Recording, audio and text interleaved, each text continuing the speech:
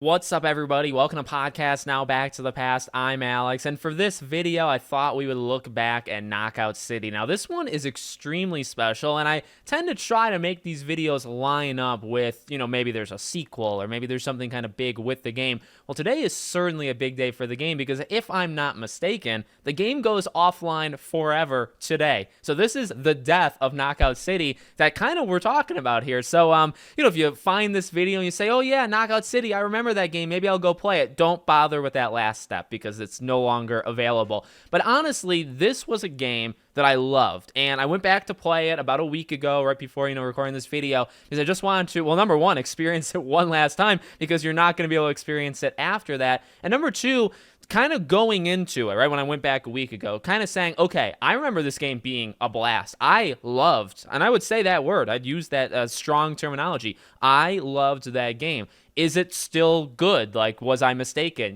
back then? So let's kind of go through the history of this game. This game is not all that old, literally at all, just a few years old. Came out, and I believe originally it was, you had to pay. I think it was $30. They had a bunch of like trials, and they had like a demo. I think they had a version where you could play like 10 hours, you could get to a certain level. They had some sort of like introductory phase where you can kind of test the waters, see if you like it, and then if you like it, your stuff will carry over and all that, and you'll be able to play the game. And then eventually, I think about a year or so later, they made it free to play. I think the publishers swapped, right? People who kind of had like the rights over this swap positions, and they made it a free to play game. And I'm not sure if that like helps the game live any longer. I know that when it went free to play, the reasoning for it closing, the reasoning for it stopping was basically that the team cannot support it anymore, right? If they wanted, I think the quote was something along the lines of, if they did what they actually wanted to do with this game and like overhaul it and make it something that can kind of last long term, they would have to kind of scrap it and restart anyway. There's no way they'd be able to do it in their current conditions. So honestly,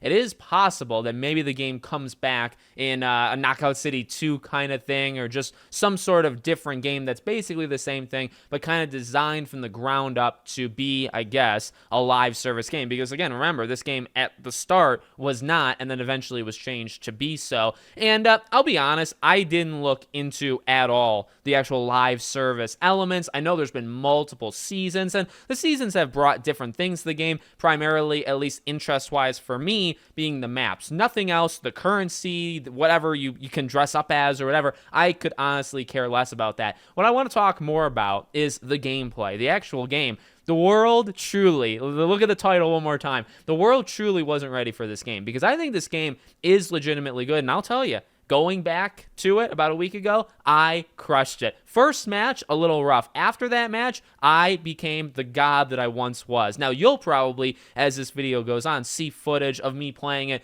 a few years back. I did some live streams on it. That's probably the stuff that you're seeing. But once I got my feet back into the water about a week ago, I became dominant. I was leading my team. Not just leading my team. I'm going to give myself some credit. I was leading the entire, I guess, both sides of things. I was single-handedly winning it for our team, I guess, specifically. But no, I think the game is really good. I think the gameplay, look, it's simplistic. There's only a couple buttons you can press. There's only a couple ways to throw the ball. But it's all about, like, trickery. It's all about getting the opponent to feel like you're about to throw it. Because remember, if you catch it, the other person doesn't take damage or anything, but if you catch it, you don't get hurt, right? And 2 hits and you're out. You get hit twice and you're knocked out, and then you come back, depending, I guess, on the mode you're playing and stuff. But there's really not that much to it. Different balls that do different things, different maps, and the maps kind of have some things you have to watch out for versus other maps. Like, there is that, but the core of this game is basically dodgeball, and not dodgeball the movie, but dodgeball the game. And I think it's incredible. I think the controls are very, very tight. I think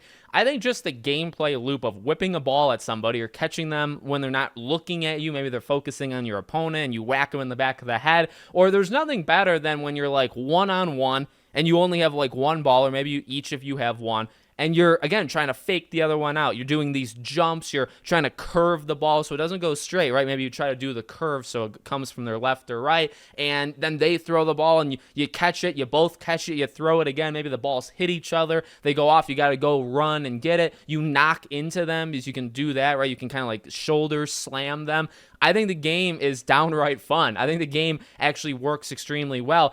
Does it maybe become like repetitive? Like, I guess the thing is, like, what is the reason reason that this game is truly, there are multiple reasons why this game is going offline, right? I didn't look at like the player base. I have a feeling that the game was not doing well in terms of player base. Look, just making a game free to play, by the way, doesn't immediately mean the game is going to survive, I think. And we've talked about that before on the other channels for live service and free to play. Ultimately, your service, you're playing for time for people. Although you're not charging, and you can charge through microtransactions and stuff, but like if every game, say, is free to play, right? You still have to deal with the player. Their time is limited. You don't have infinite time. You don't have you have near infinite games, I suppose, and so you kind of have to pick which game you're going to play and when, and you only have so much time to do that. So are people in the world where there's all these big Steam games that are free to play, and there's a lot of players every single day playing it, do they have time to play Knockout City? The answer is no. The answer is no. And the answer is a lot of people probably don't play Knockout City. So that I would honestly like to read into it a little bit and say that I think partly they probably are telling the truth that, again, if they did what they wanted to do, it would be a lot of work and they just probably cannot do it.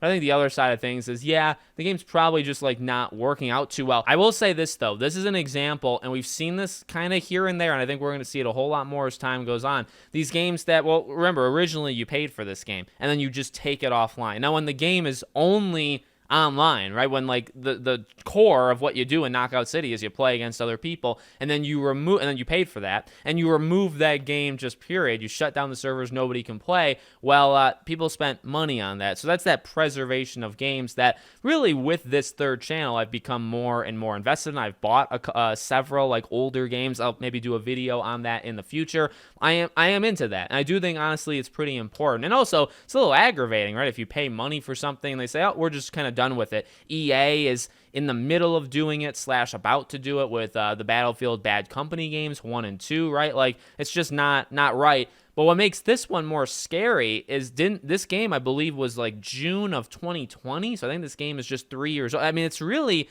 not all that old at all. That'd be like if Fall Guys, which was August of 2020, that'd be like if Fall Guys went offline. Now, Fall Guys, at least, I think it was always free to play. It was on PlayStation Plus. Now, I think you could buy it at first. But see, like that's the issue to me. This game is not all that old, which is a problem, right? If this game was like 8-9 years old, okay, that would be more in line. That would feel right. But this game you had to pay for. It's not all that old whatsoever. And yeah, it became a victim to just not many people are playing it, but still, it's not right, I think, to take it offline so early. But I really think the game actually had something extremely special to it. I think the game, again, is kind of underratedly fun. Like when I played it when it first came out, and I've actually played this game through Game Pass or PlayStation Plus or whatever. I played on both systems, and I don't think your progress carries over across systems, but maybe it does. But I play on Xbox, I was a god. I played on PlayStation, I was a god. The game also, in my opinion, doesn't really age because the graphics, as you see right here, I mean, this is just a still frame, right? But I think the visuals, being that kind of a cartoony-ish thing,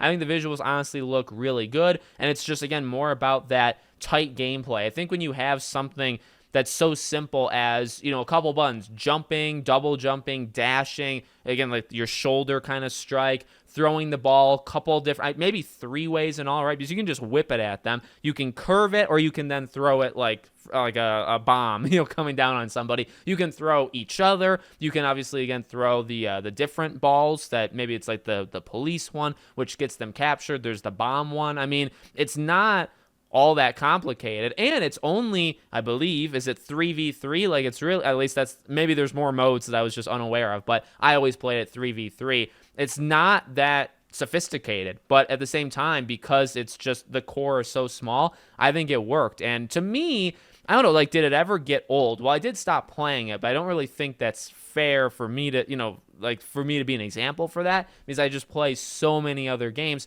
And again, the idea of playing a multiplayer game, okay, yes, it probably did get repetitive. I think this is a kind of game that eventually, like, are you going to play this game for 2-3 years every single day? No, absolutely not. And maybe there just wasn't enough to kind of get people in, but it's a sad day. It really is. Like, over the last week, right, I played it. And, Street Fighter has come out, and I actually just beat Yakuza 3 because I'm going to do a video on that. So I've been jumping around to different games every day. No joke. Every day I've thought about, oh man, it's actually kind of sad because I still have the game like on my PlayStation, and I say, okay, like I want to play it again? And it's like, well, I'm doing other things, and then I kind of get sad because it's like, well, this is it. Like, this is not a game that in 2 months I can say, oh yeah, Knockout City. No, like, it's done. It's finished. There's no kind of realizing, oh, I really like that game. And I did that multiple times throughout my history and throughout Knockout City's history. I came back to it. I said, I loved it. And again, that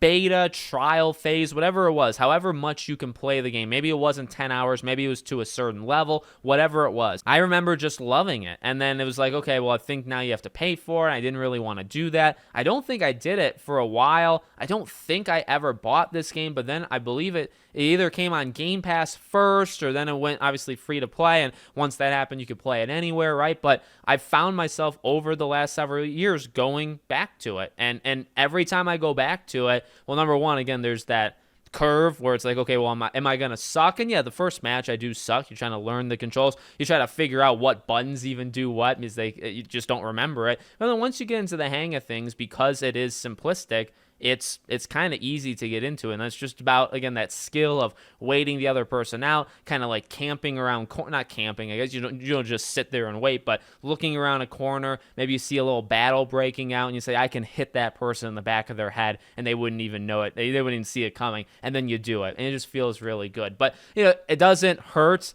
that I'm not making it up. Like, look, I'm not very good at most games. I'm saying I'm probably like an average gamer. I think if I put in the time that's necessary, I can become more elite at certain games here and there. Knockout City is one that I just had natural talent in, and I did become just like a god. And I did lead my team every time, would lead both teams most times. I felt good. I felt really good playing this game. And guess what? The universe obviously doesn't want me to feel like that too often because it's taking this game away from me. So let me know what you guys think about Knockout City in the comments. Make sure, as always, you're subscribed, bell icon turned on. I do a new video every week on this channel, and I hope to see you all on the next one.